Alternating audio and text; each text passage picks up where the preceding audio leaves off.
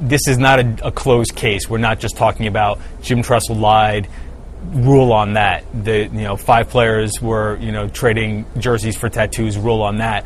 There are still issues bubbling here that the NCAA is going to have to deal with, that Ohio State is going to have to deal with, and who knows what else. I mean, the fact of the matter is, once you start finding things, it's almost inevitable that you'll find more things. Once the press and the NCAA and your own investigators, the school starts digging around, it's amazing what pops up.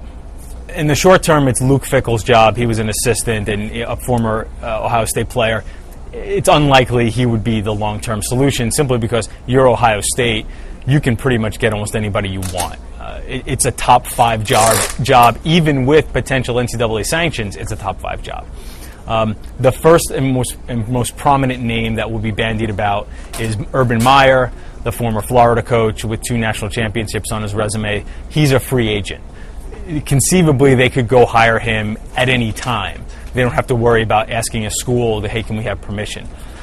There's certainly a lot of evidence here that suggests that maybe Terrell Pryor's time is done at Ohio State. The other thing is, Terrell Pryor is a guy who has not always been the easiest to get along with from teammates and things like that. There's been a sense that he's had a bit of a sense of entitlement coming in there as a big recruit.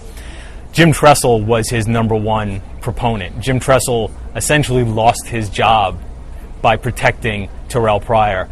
Now that Jim Tressel is out of the mix, how many people at Ohio State will now have Terrell Pryor's back? How many people are really looking to protect Terrell Pryor, as opposed to just saying, you know what, we've had enough of this guy, do what you will with him? Purely gut feel on this, knowing Tressel a little bit and his persona as well and all the people around him, I think Jim Tressel is done coaching. I just think that when you're at Ohio State, the perfect job, his dream job, where do you go from there? I don't see him as a coach who's going to swallow his pride and go slum it at a smaller job. I'm not sure another Big Ten team, another big program would want to hook their wagon to him at this point anyway. He's 58. By the time he gets the tarnish of this off in a few years, now he's in his 60s. Again, gut feeling for me, we've seen the last of Jim Tressel as a football coach. Maybe he comes back on TV like they all do or something along those lines. But I think Jim Tressel, big-time college football coach, I think that part of his career is over. You'd like to think that you could run a tight ship and be successful, but the facts sort of don't really back that up, because USC, Ohio State, think back to Miami and Florida State. I think the level of sins may be, all are different. How serious the penalties are, or how serious the crimes, so to speak, are different. But to really run a tight ship and think that we are, above reproach and absolutely clean, I don't know if that's possible.